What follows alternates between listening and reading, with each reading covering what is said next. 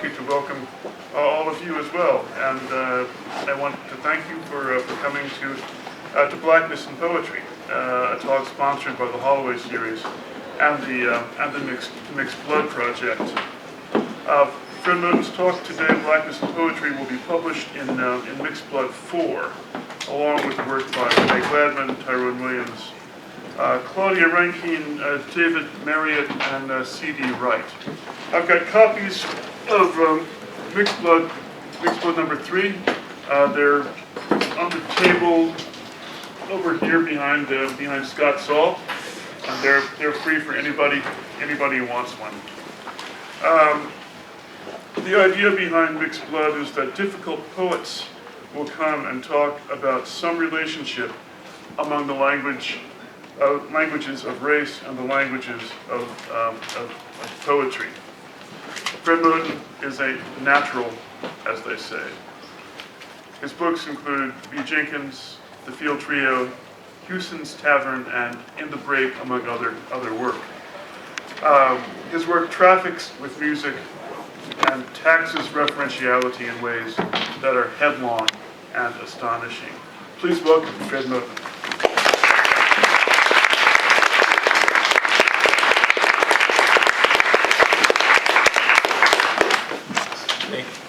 Thank you very much. Thanks. I have the piece Blackness and Poetry is actually, well, I earlier today I thought it was this really long mess, maybe almost a couple hundred pages of stuff I've been working on, thinking about for a while. But it just can't, I never can figure out how to get it together. And then I started thinking today that maybe it's just a bunch of little pieces. That makes it seem better. But I don't know. I kind of selected 5 of those little pieces for today. And I think I'm just going to read the first 2 just to sort of move quickly and hopefully we can have a discussion. It's not as if reading the last 3 would have made it any better, so you shouldn't feel bad about that. I don't know that it works in a way that sort of comes to a conclusion, or another. I guess the conclusion that I think I'm coming to is in the beginning, in the middle, and in the end, and on every page somehow. So I'm just saying that just so you won't feel like you missed something. But on the other hand, you might totally realize, and you would probably be right, that there was nothing really to miss. So anyway, so here's 2 of a bunch of little pieces on Blackness and Poetry.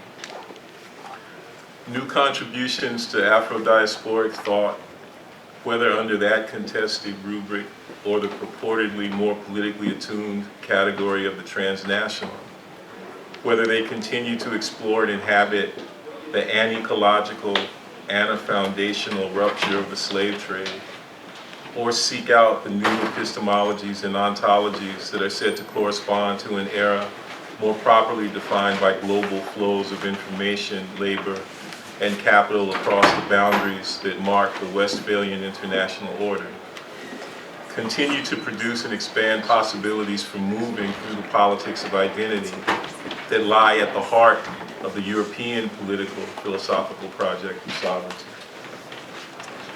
Now, in the wake of post-structuralism, postmodernism, which should be understood not only as a political economy of dispersal, but also as the poetics of experiment that corresponds with and resists it, and the various ways they allow for critical investigation of the very idea of subjectivity. And given how the category of the human has been put under the severest pressure by the brutalities of colonialism and imperialism, particularly when these are the forces the first world and its others turn upon themselves, Black thought, which is to say Black social life, remains a fruitful site for inhabiting and soliciting the idea of the particularity of human being within the general ecology. Black thought is the socio-poetic project that examines and enacts these possibilities insofar as they exist over the edge of the imperium that ontology and epistemology take to be their domain.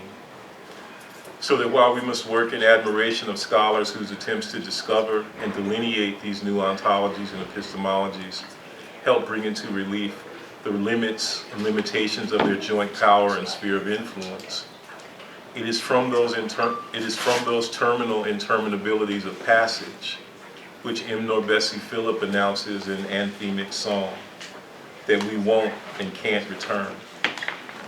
From the point of no return, which is the dislocation of our endless arrival, we embark in passage to this thought, that modernity, the confluence of the slave trade, settler colonialism, and the democratization of sovereignty through which the world is grasped and pictured, is a socio-ecological disaster that can neither be calculated nor conceptualized as a series of personal injuries.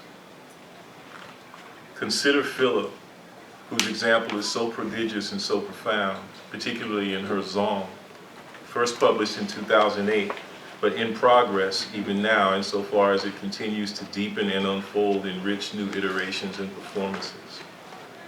The story whose telling Zong seizes, the seizure whose toll Zong sings, is well known. In 1781, the captain of the slave ship Zong ordered that some 150 Africans be thrown overboard so that the ship's owners could collect insurance taken out on his loss, so that the ship's owners could take insurance taken out on their lost cargo. Philip's eruptive interruption of the long, unnatural history that envelops and exceeds that event takes up the brutal irony of phonic proximity that makes song and zong inseparable. Philip's heroism, which amounts to nothing more than a kind of radical disavowal of the heroic, consists in a deep and fatal sounding. She descends into a place from which neither return nor recovery, salvage nor salvation is possible.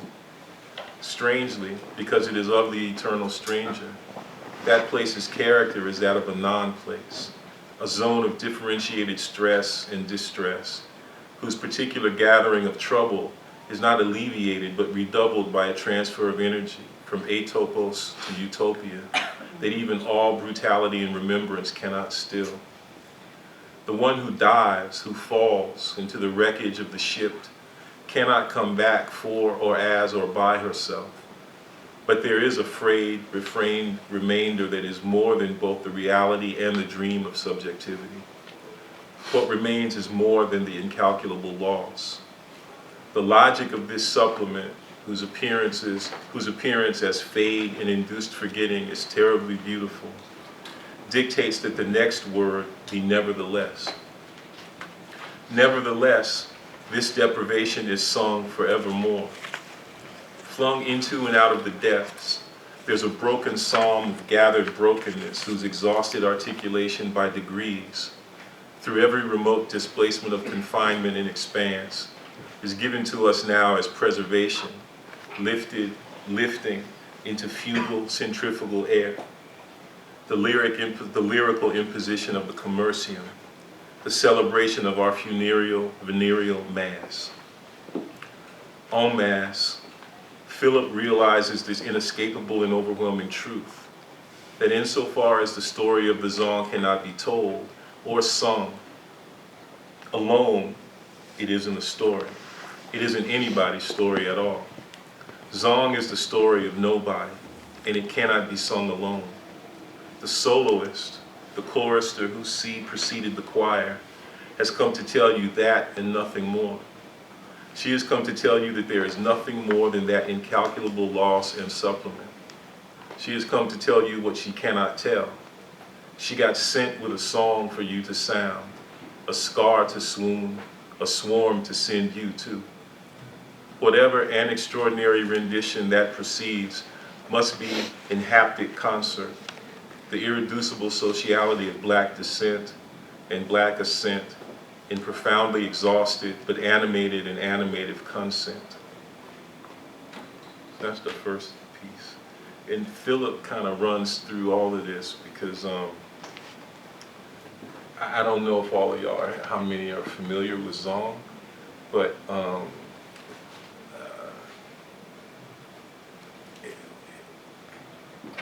for me, everything became different after reading, or upon beginning to read Zalma. So, so there's a little bit of a leap. I feel embarrassed, but what can I do? This is number 2. Poetry blurs, but where's that coming from? How is endless play confirmed after and against the grain of the very idea of the work? We're supposed to derive from the work in its finishedness some sense of its rule.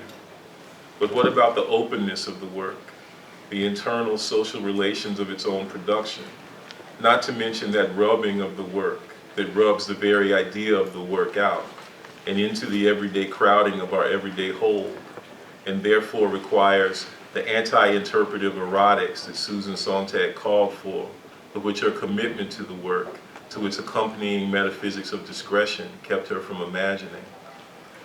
This is an ecological question. What sustains us in poetry, what poetry calls upon us to sustain in and of itself, is impure production's antiproductive madness, and is still going crazy. The prophetic and projective announcement of the work's opening was also a description of a general socio-ecological poiesis, an imaginative compact with lunacy and love in the wake of the sociological disaster. This openness, this dissonance, this residual informality, this refusal to coalesce, this sounded animateriality, this breaking vessel and broken flesh is poetry, one of whose other names, but not just one name among others, is blackness. To think poetry in the name of blackness is crucially to consider the work's generative incompletion along with that of the one who is supposed to have made it. The work presupposes a productive self, an ontotheological presumption with which many contemporary poets have tried to dispense, the trouble being that we have to account for the provenance and the fate of the ones who dispense it. Unfortunately, or fortunately, Kant and Adorno are always here to help us with that. This is from Critique of Judgment. Genius is the talent that gives the rule to art. Since the talent, as an inborn productive faculty of the artist, itself belongs to nature, this could also be expressed thus. Genius is the inborn predisposition of the mind through which nature gives the rule to art. And this is from the anthropology, from a pragmatic point of view. The proper field for genius is that of the power of imagination, because this is creative, and being less under the constraint of rules than other faculties, it is thus all the more capable of originality. It is true that the mechanism of instruction is indeed disadvantageous to the budding of a genius as far as his originality is concerned, because instruction always requires the student to imitate. But every art still requires certain mechanical basic rules, namely rules concerning the appropriateness of the product to the underlying idea, that is, truth in the presentation of the object that one is thinking of. Now, this must be learned by means of school rigor, and is indeed always an effective imitation. However, to free the power of imagination even from this constraint and allow the talent proper to it to proceed without rules and swoon, even against nature, might deliver original folly, but it would certainly not be exemplary, and thus also would not be counted as genius.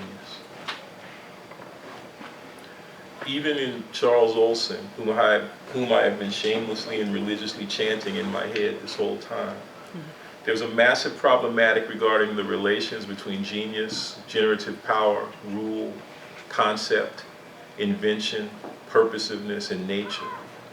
The unnatural, the unprecedented is there, awaiting discovery. You could ask, is genius that which gives or that which breaks the rule? And then you could say that giving and breaking are all bound up with one another. Let's call this Monk's law, which is to say Monk's frenzy, beautifully exemplified in his transposition and transformation, his lyrical lysis of I'm getting sentimental over you. And I forgot my little speakers, but this is a great set of recordings that were released 4 or 5 years ago of recordings Monk made practicing. It's like 2 hours of just playing the head of "I'm Getting Sentimental Over You" over and over again as he's working out his approach to the tune. And he's just kind of taking it apart and building it back up and getting inside of it and exploding it from within. And anyway, I'll have to figure out how to incorporate that sound into this paper somehow. It is precisely in his flouting of rule, which is given in a bad jurisgenerative romance with rule, that Monk requires and allows us to ask, what is the nature of the rule that nature gives to art? If the proper, i.e. open and unoriginally improper field for genius is imagination, because imagination flouts rule, then how do we speak of the rule that emerges from rule's eclipse? Eclipse, but not absence, evidently. For every art requires certain basic mechanical rules, namely rules concerning the appropriateness of the product to the underlying idea.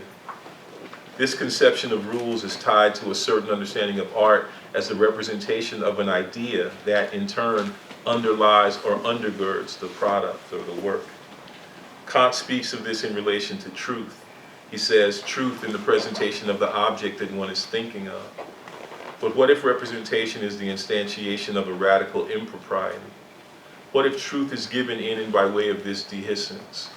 This is something Adorno approaches by way of the notion of what he calls the Bewegungsgesetz, which is usually translated as the law of motion, or sometimes the law of movement. And by way of its relation to radical art's primary and necessary darkness. And these are 3 little passages from aesthetic theory, 2 of which are on the Bewegungsgesetz. The inner consistency through which artworks participate in truth always involves their untruth. In its most unguarded manifestations, art has always revolted against this. And today, this revolt has become art's own law of movement. Second, artwork's paradoxical nature, stasis, negates itself.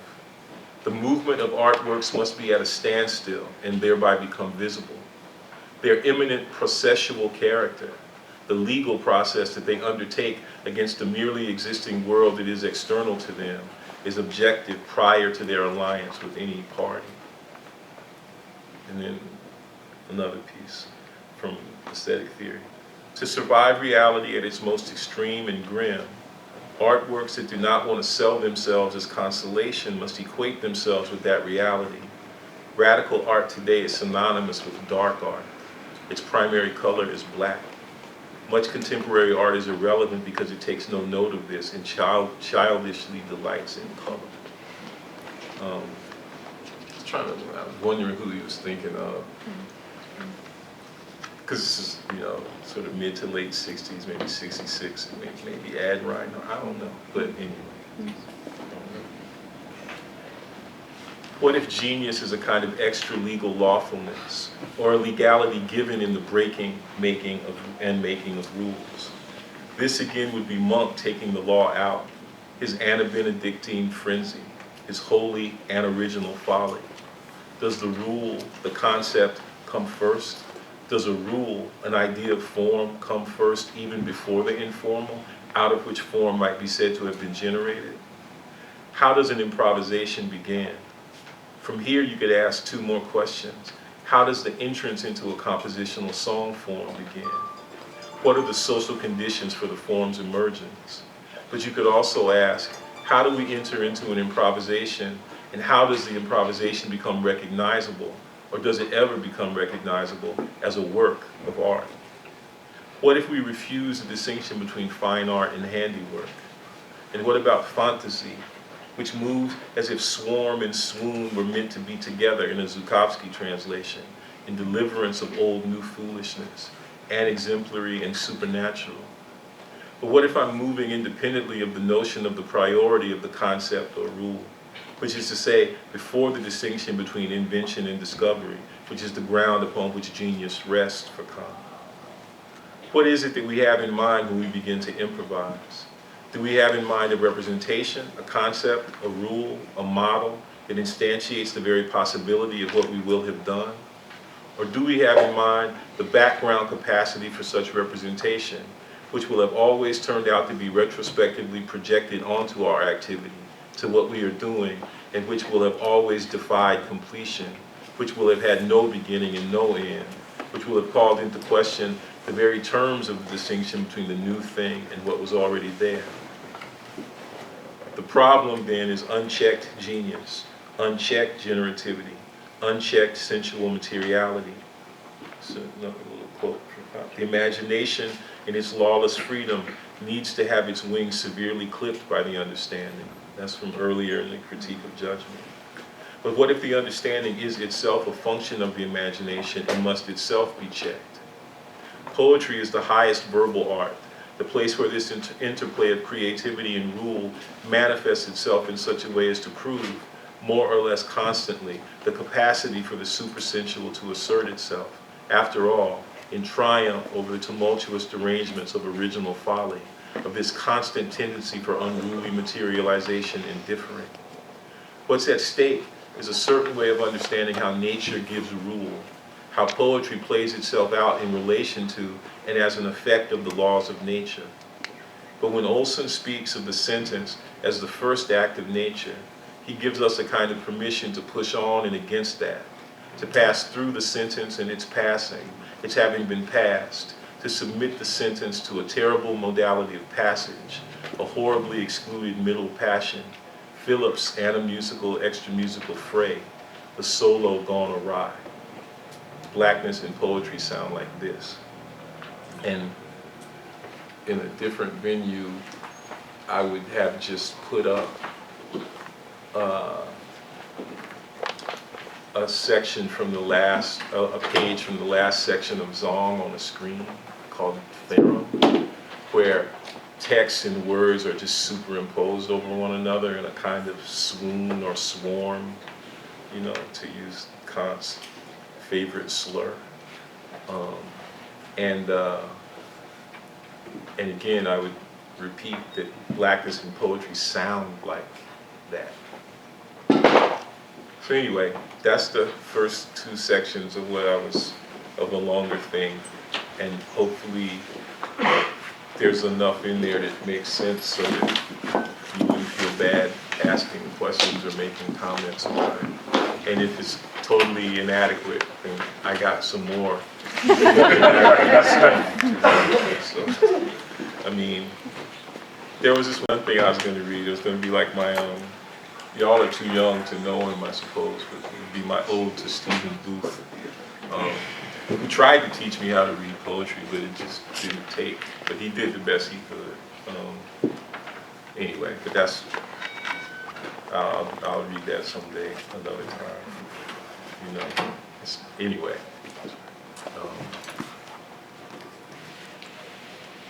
Thank you, Fred. And I think the floor is open for comment, for discussion, questions.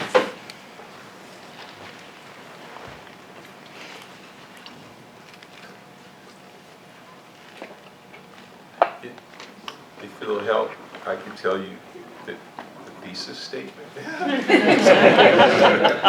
Well, there's one key formulation in there that I thought might be useful to talk about today, just maybe as a way of getting the discussion started.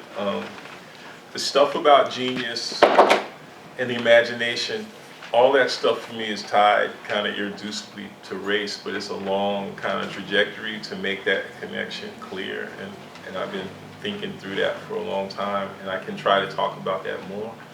But the formulation that I feel like I want to make sure everybody heard, you know, because it's the one I feel most, have the most allegiance to, is that the sort of three kind of primary pillars that constitute our modernity are, in my opinion, the slave trade, settler colonialism, and what this great thinker named Angela Metropolis calls the democratization of sovereignty. It's kind of her spin on, I think, on certain formulations that Foucault was making about biopower. So that's, and the proper term, the clearest description of modernity when it is understood as bound up when, or as the actual confluence of these ongoing events, is that modernity is an ecological disaster. And I think it's important to understand, let's say specifically to isolate one of these pillars, the slave trade.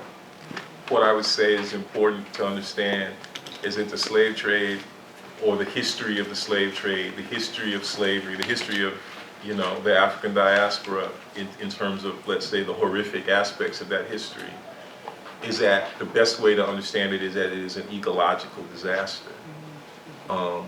A disaster that falls upon the earth, and that it is absolutely impossible to understand or to calculate that disaster if it is understood or thought about as a series of personal injuries.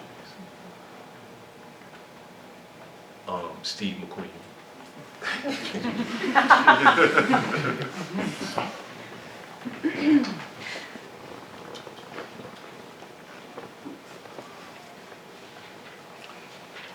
Well, I'll throw a question out to get started, because you brought up the three pillars, and the last one was the democratization of sovereignty. And I'm wondering whether you think that the democratization of sovereignty is part of the problem of modernity, or is a counterpoint to modernity? Oh, it's part of the It's problem. part of the problem. It is. Yeah, baby. When every man starts to think that his home is his castle, that's bad. Bad things usually happen as a function of that kind of castle thinking. Or another way to put it is just that, you know, again, the dispersion, you know, of sovereignty across the population, which at the same time sovereignty is inflicted upon, produces not only, you know, blood and guts, but also a kind of mass neurosis, which for me at least drastically both alters and undermines the potentiality of, you know, the specificity of human being within the ecological system that we inhabit. It's just a really, really, for me at least, problematic way of understanding, you know, personhood.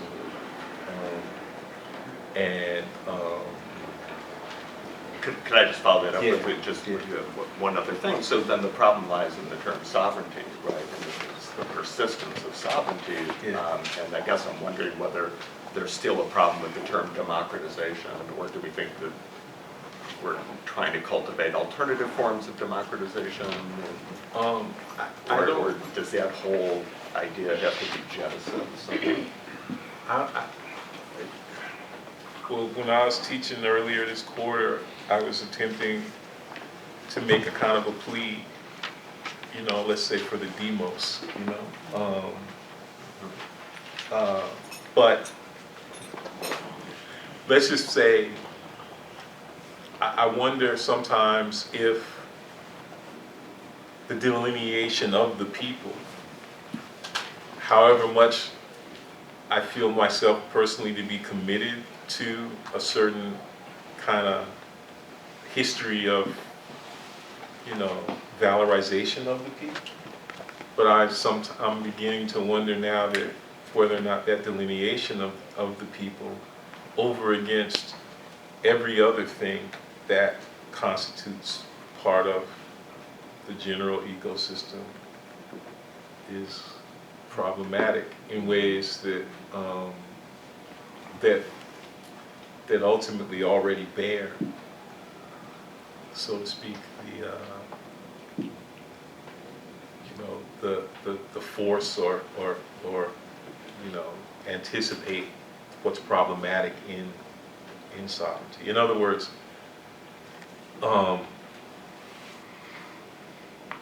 you could say that the problem would be that the democratization of sovereignty has an adverse effect on democratization or on the demos. But on the other hand, I think it's equally important to examine the possibility that there is no democratization without sovereignty anyway. So that what it would make me have to do maybe, or make some people want to do, is maybe think, okay, well, let me see if there's a way to think through some of what it is that we love and are attached to under the rubric of democracy or democratization, but to see if it is possible to think that against the grain of, like I said, this sort of differential kind of delineation of the demos over against whatever else is on earth,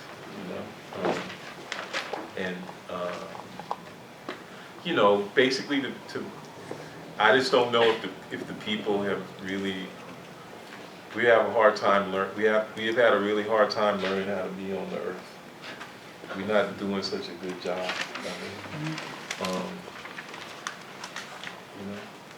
Or another way, maybe a more precise way to put it would be a hard time living in the earth or with the earth, or living as the earth,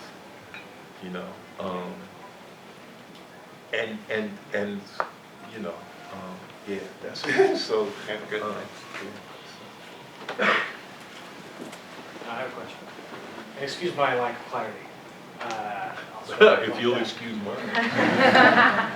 So I'm thinking of, I'm getting sentimental over you.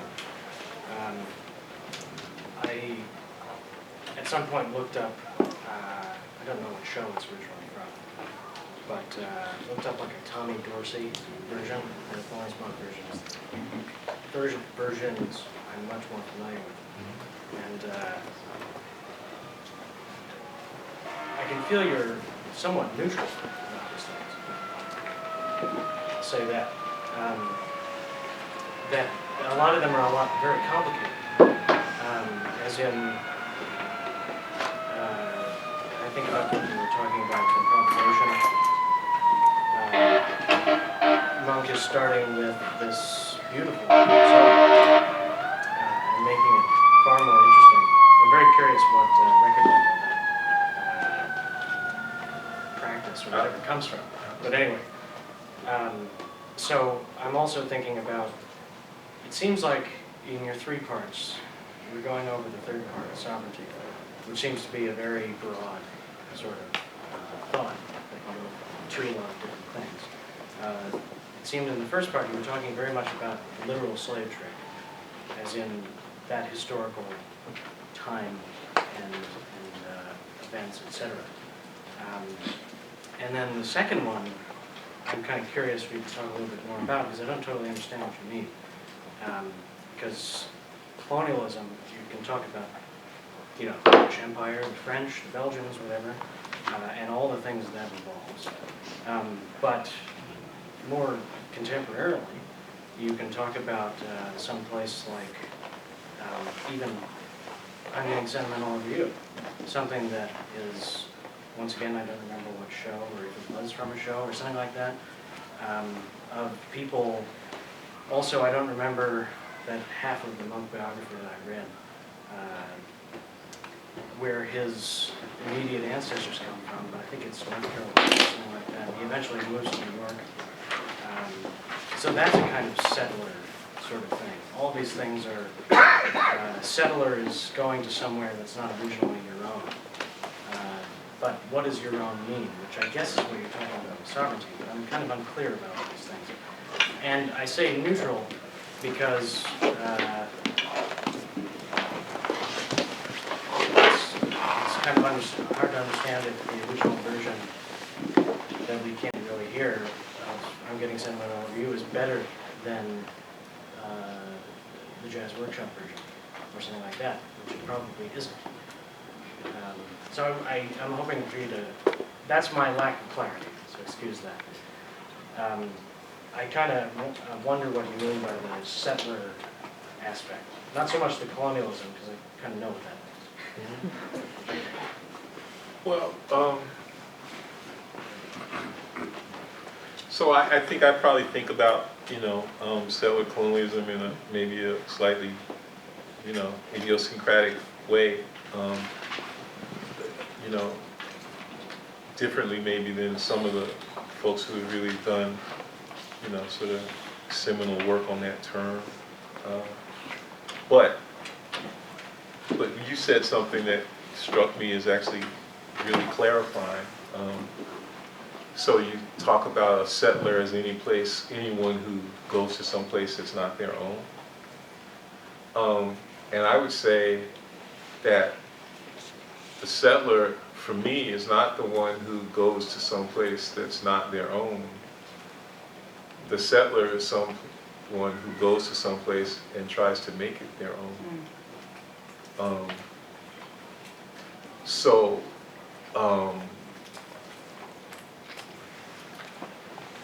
Part of the idiosyncrasy, there's a passage in the introduction to Husserl's Ideas, the first volume, that I kind of came across by way of the work of a historian of philosophy whose name is escaping me right now, but I'll think of it in a minute. But it's just kind of, so here's Husserl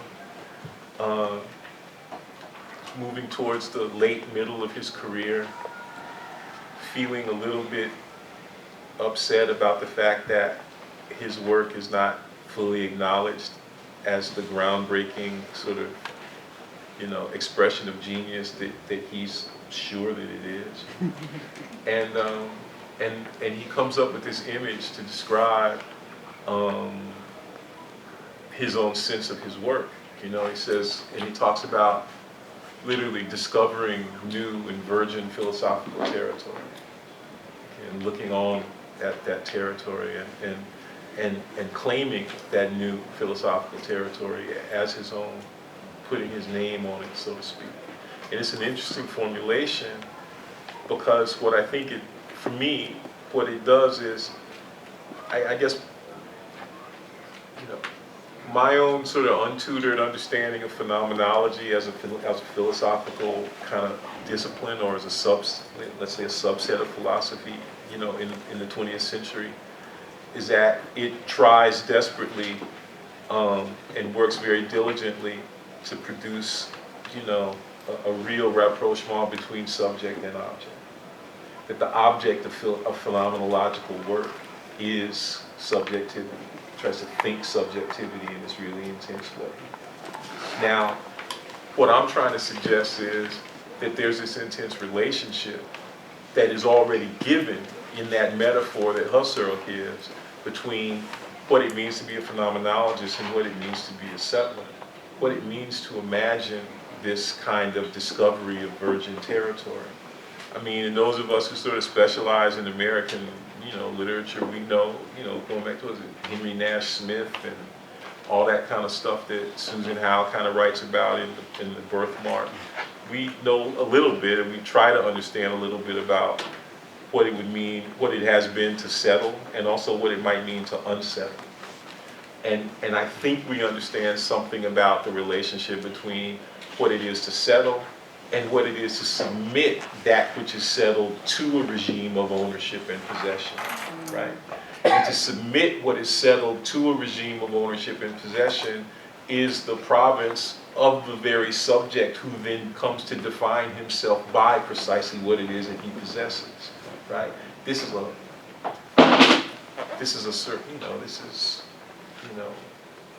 great friend and colleague of mine, Denise De Silva, thinks through this in this really rigorous and intense way, reading Locke and reading that old sort of McPherson, interpretation of Locke in terms of his importance to the development of what is called possessive individualism. Okay?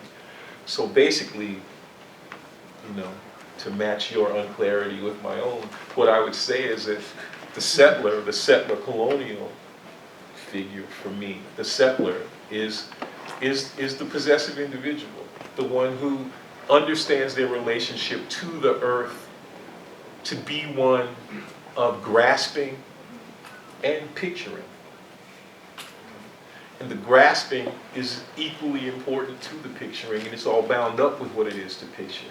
In this respect, it's, for me, connected to those formulations that Heidegger makes about techne, and specifically about what he calls the age of the world picture. Right? In other words, the settler is the one who situates himself in relation to the earth and understands the earth as showing up for them as world.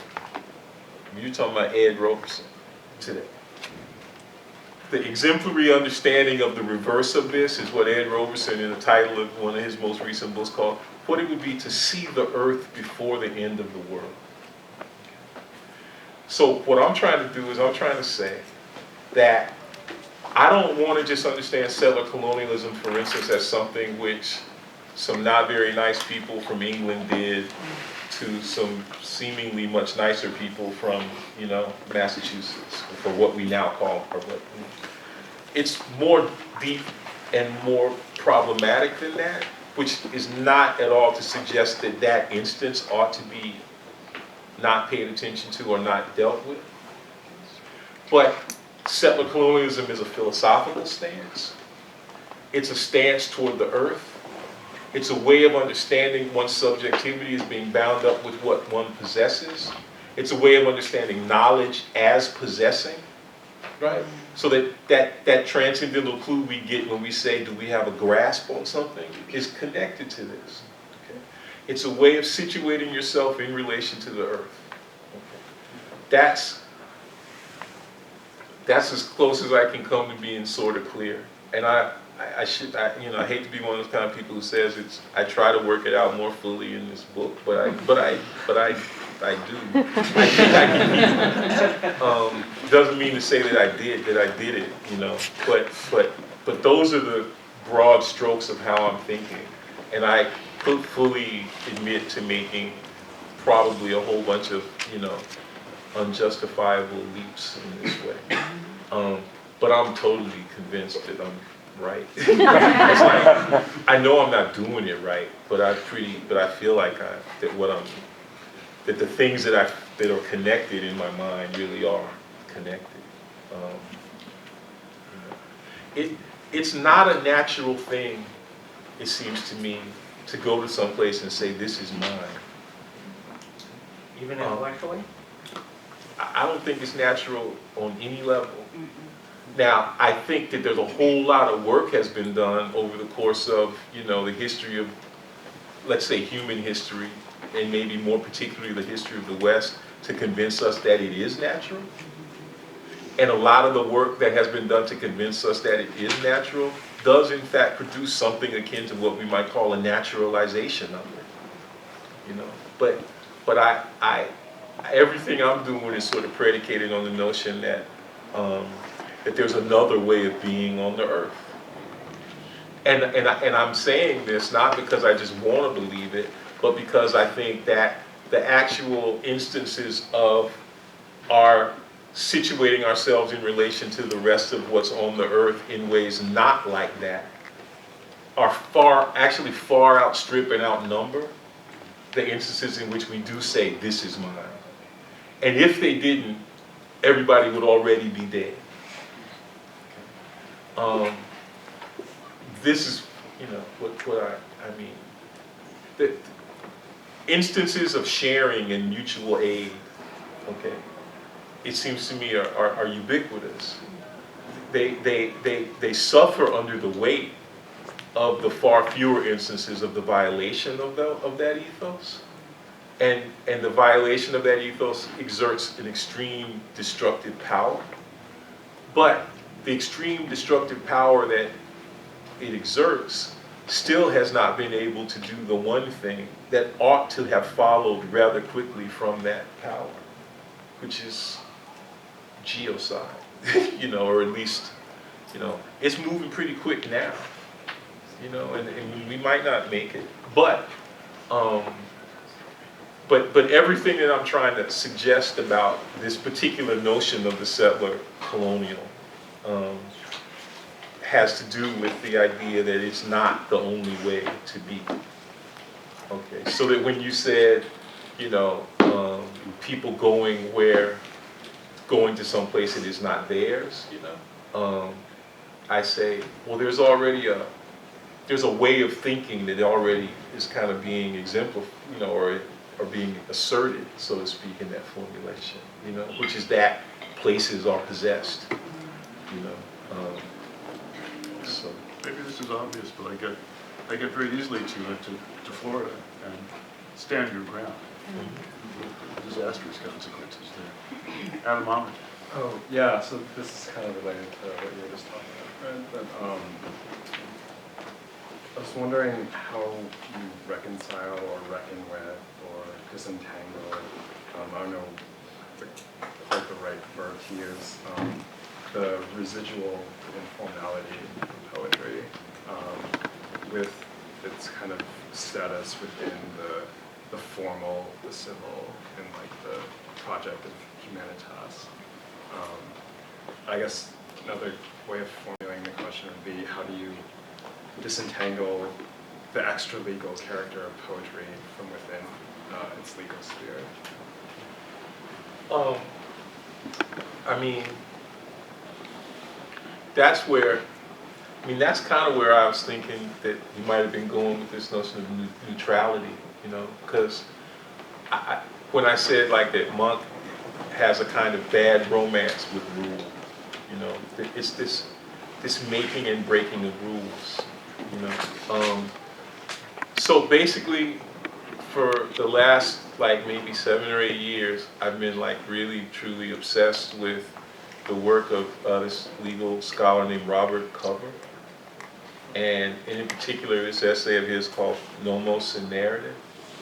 And in this essay, it's from like 1983 or 2, it was in the Harvard Law Review. He says, let's see if I can remember it roughly, but that he says, you know, and it's analogous to what I was just saying about the sort of sharing and mutual aid kind of thing. He says that basically his formulation is that the courts and the legal system, you know, and sort of even up to and including what one might call a kind of legal formalism or sort of metaphysics of positive law, right? That all of these things are designed not to regulate law breaking, but to regulate law making. And I think you could go even further and say that the regulation of law making is a crucial element in what one might call the oligarchization, right, of the legislative function, of legislative capacity, right? There's a few people who want to monopolize the capacity to make law.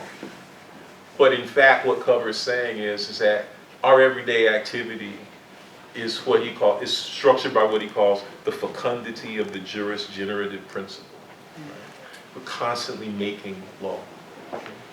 So what I'm interested in would be something like a kind of legal non-formalism or legal informality.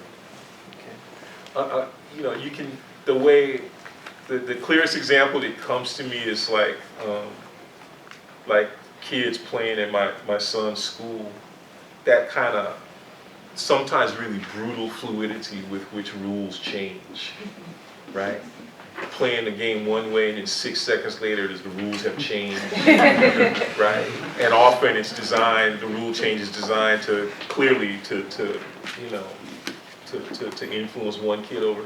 And bad things start to happen when one kid or one small group of kids somehow manage to take on and to monopolize that rule-making and rule-breaking function. But it strikes me that another kind of example of this sort of fecundity of juris generativity in art, let's say, would be like to me, maybe the history of the sonnet is a really fruitful place to see or to look at this kind of residual informality, right? It's just like the only thing I ever liked by Alexander Pope is that I think it's in an essay on poesy where he does that little burlesque thing where he does like the iambic pentameter, that little 10-syllable line, you know, where he's doing like this really nasty parody of people who, you know, can only do iambic pentameter by doing one syllable at a time, you know, as a kind of, and he's saying, because basically what he's doing constantly in that section of the poem is showing that metronomic regularity in iambic pentameter is like is like bad, you know. It's like food with no seasoning, right? Or it's just bad. It's just not fun. It sucks. It's not good. You know. It's that. In a way, you could say that it's the same point that Pound later makes about trying to give up the rhythm of the metronome. You know, it's that thing where you realize, or you know, you start to scan sonnets, and what you're seeing are these kind of constant deviations from iambic pentameter. And those deviations are in fact, or another way to put it would be like, if you've ever, I remember I read this book one time, it was a kind of conversation between Edward Said and Daniel Barenboim, and they spent like pages and pages talking about their mutual affection for this great, but probably somewhat evil German conductor, Wilhelm Furtwängler. And they were talking about how Furtwängler's music is the kind of absolute opposite of, let's say, Toscanini. Furtwängler, you know, who was, you know, the devil's music master, you know, maintained his, you know, leadership of the Berlin Philharmonic all throughout the war. But there's this kind of anarchic disruption of pulse, right?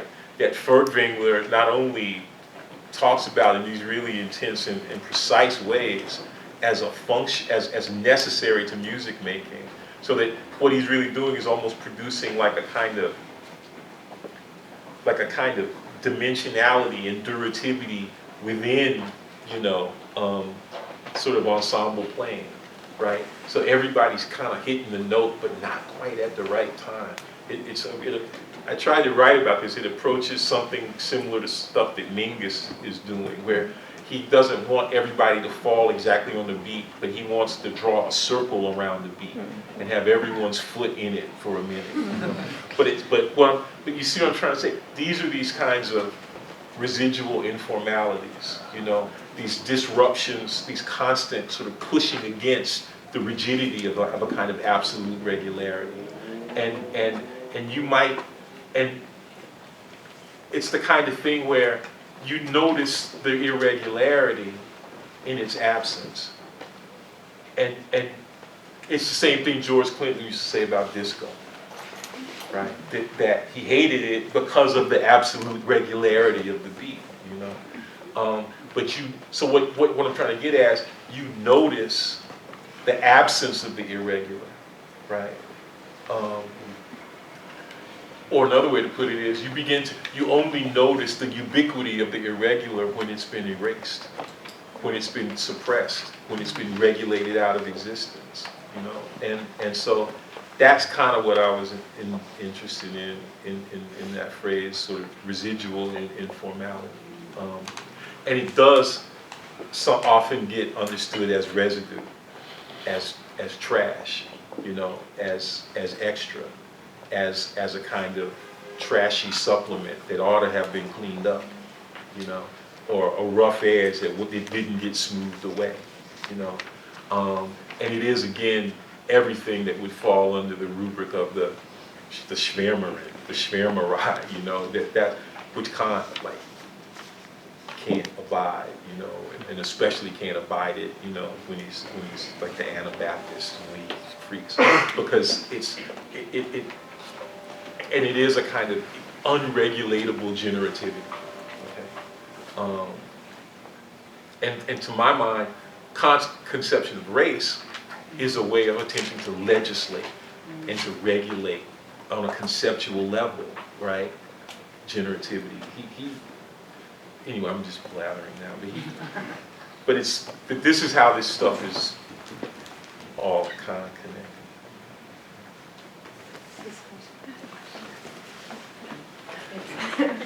To repeat myself out of this word. When you were asking this question about where improvisation comes from, and then we had this scene of Monk going through the same tunes over and over again, but with a difference. Are you thinking of musical form as a figure for historical actuality as such, so that like, I mean, the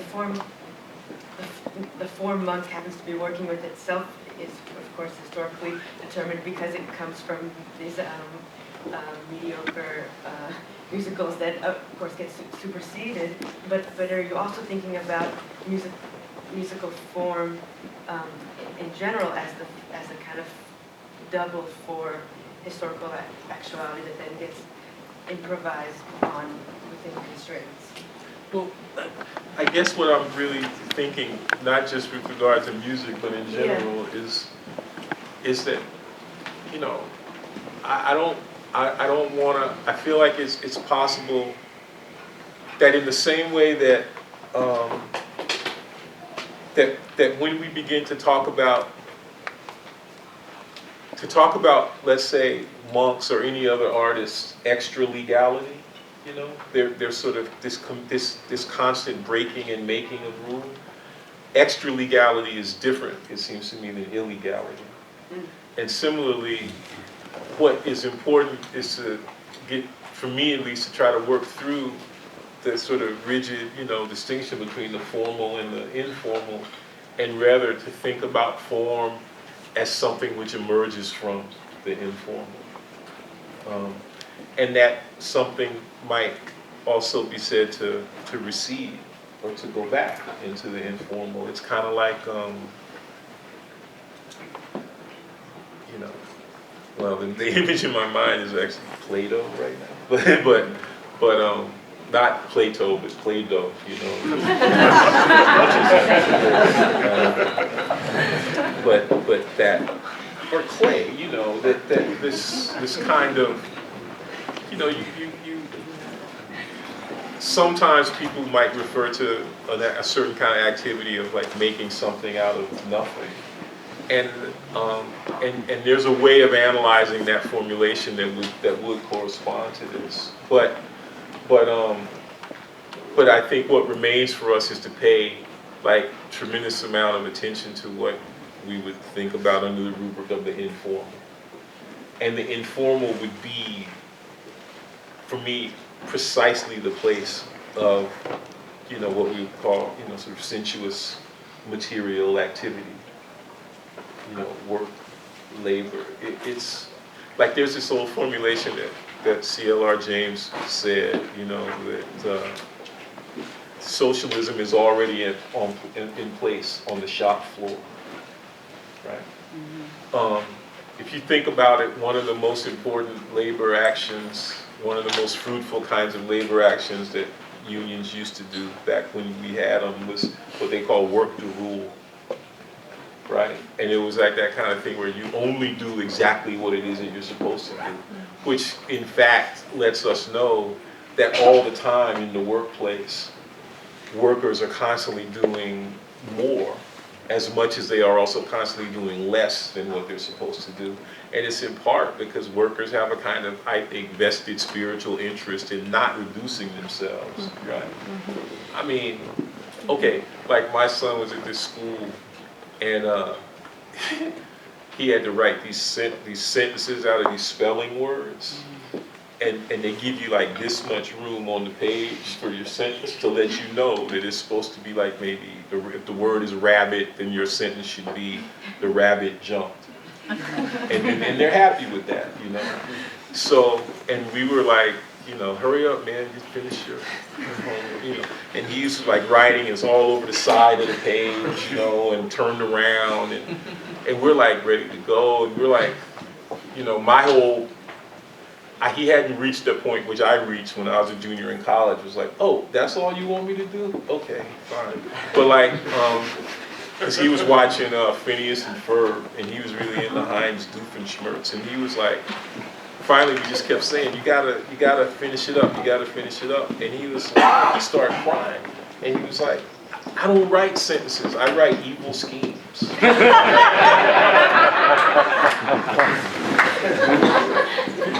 You know, so that to me, that residual informality plays itself out in these ways. It's you know, it's not as if the sentence isn't a possibility of informality. It's just not the only possibility. You know, and it strikes me that poetry is is always pushing against the grain of the reduction of those possibilities. You know, so. One or two more questions and we'll quit. Madam and Madam. Hi. So I brought my class here today. I'm teaching a class on W.E.B. Du Bois, and we're like reading, you know, as he kind of meticulously kind of fumbles through race, right? And struggles and grapples with this concept of race. And so they've read like the Negro in Art and Literature, and currently they're reading Dusk of Dawn.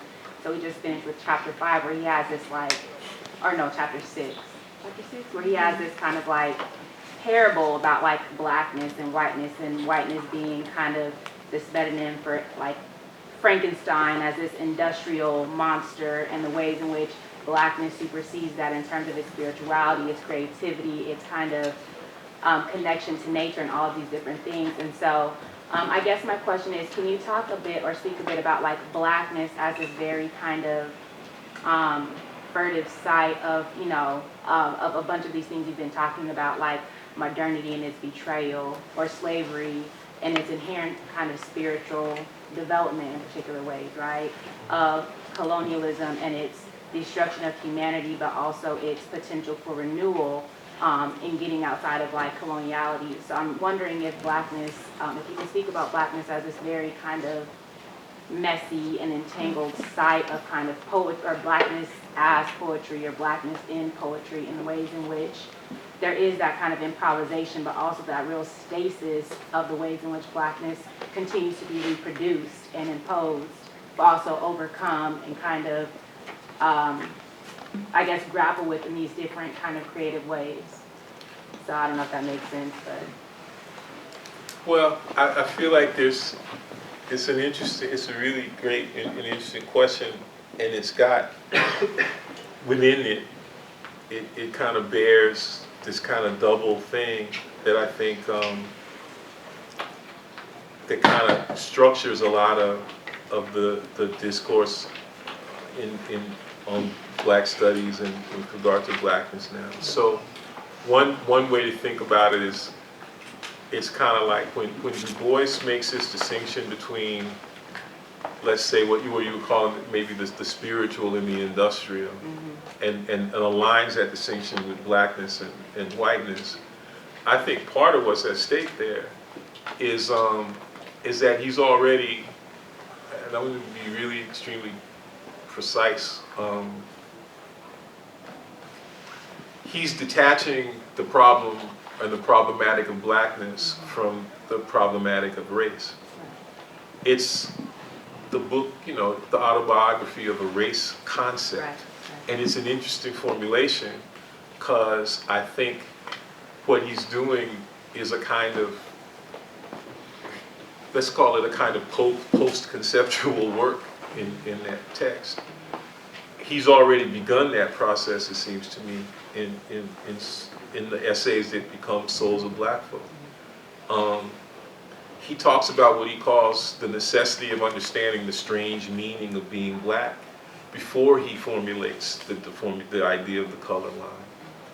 And I think implicit there is already a kind of distinction that Du Bois is making, which is structurally very much like this famous distinction Heidegger makes, what people call the ontological distinction between being and beings.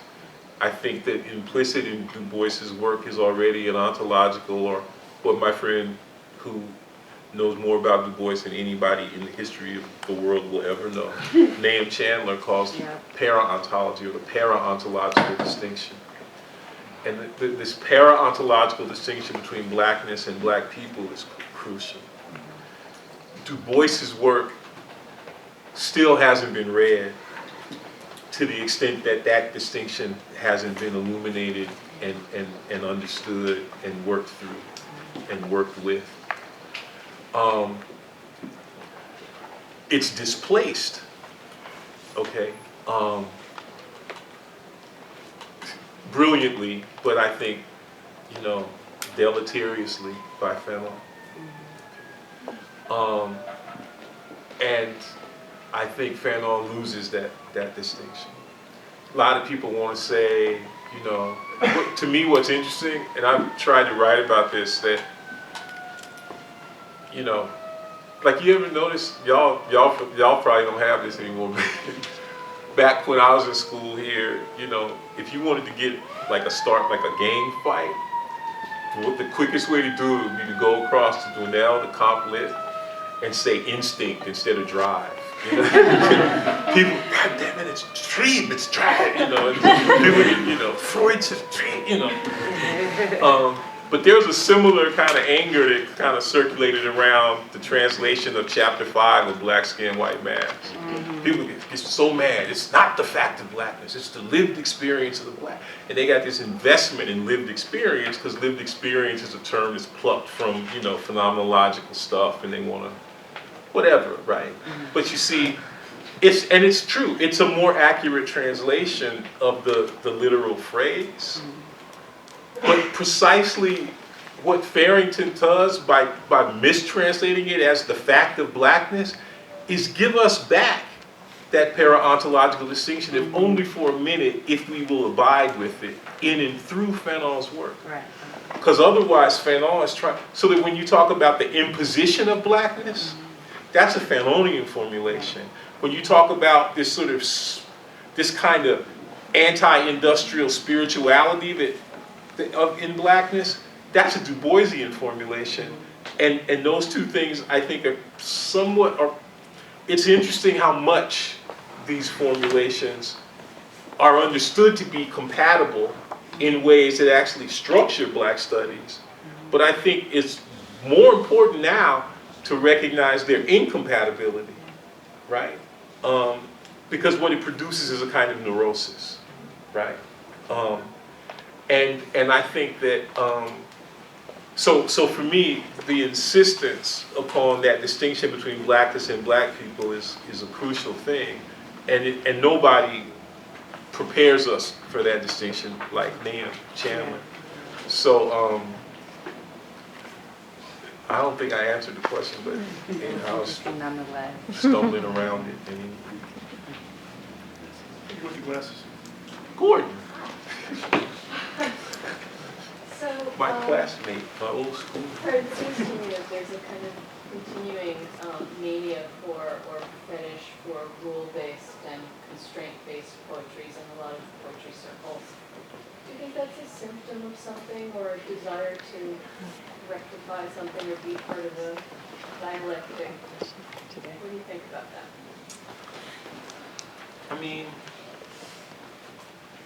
I think I probably think about it in two different ways, and maybe one way is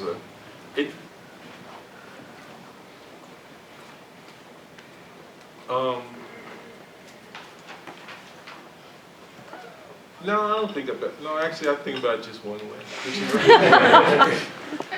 I don't,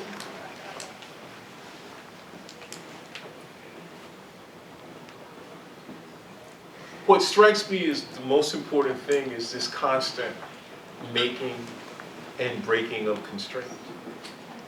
And I wouldn't know how to go about, I think we do it all the time, and we sort of do it on the fly. And sometimes we do it much more consciously and much more, sort of systematically. And so maybe the real distinction is between the more conscious and systematic use of constraint, and maybe the more, let's say, improvisational or but we're always doing that, it seems to me. And I wouldn't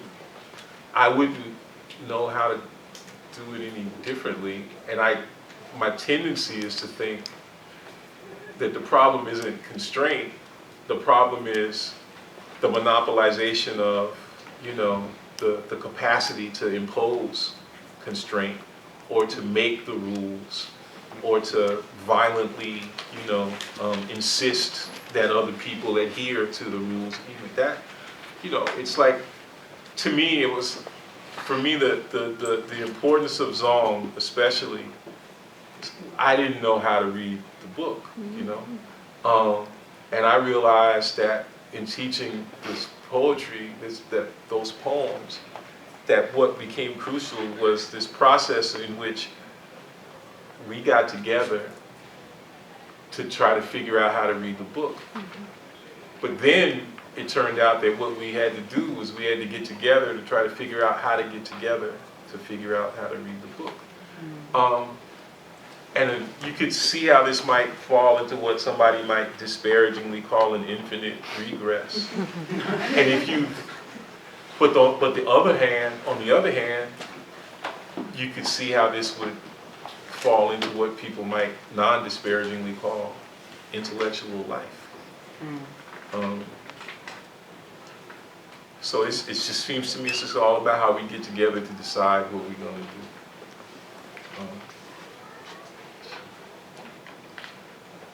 With that in mind, I'll invite you all to come back in an hour and 15 minutes to the Mod 5 room for a poetry reading by Fred Moten and Daniel Benjamin. Thank you for coming. Thank you for the